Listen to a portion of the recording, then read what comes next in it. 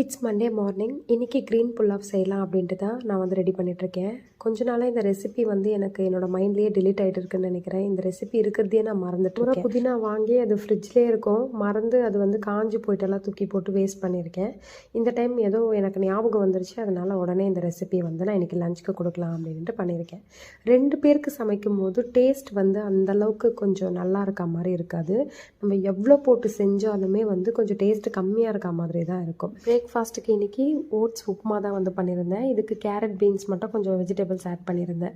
நான் rolled oats use பண்ணுறேன். இது வந்து சீக்கிரமாக வேகவே வேகாது. நம்ம 10 to 15 மினிட்ஸ் வேக வச்சாலுமே அது கொஞ்சம் கட்டியாக இருக்கிற மாதிரி தான் இருக்கும். அதனால லைட்டாக அதை வறுத்துட்டு செஞ்சோன்னா கொஞ்சம் சீக்கிரம் வந்து குக் ஆகிற மாதிரி இருக்கும். சால்ட்டுக்கு மட்டும் ஒரு சின்ன ஜார் வந்து வச்சுருந்தேன். இன்றைக்கி காலையில் குக் பண்ணும் போது அது கை ஸ்லிப் ஆகி உடச்சிட்டேன். இதுதான் மாற்றுறதுக்கான கரெக்ட் டைம்னு நினைக்கிறேன். அப்படியே அதை மாற்றிடலாம் அப்படின்னு ஒரு சைடில் எடுத்து வச்சுருக்கேன். க்ரீன் புலாவுக்கு இன்றைக்கி ரைத்தா மட்டும் கொடுத்துருக்கேன். சுட சுட சாப்பிடும்போது டேஸ்ட்டு சூப்பராக இருக்கும். தேங்க்ஸ் ஃபார் வாட்சிங்.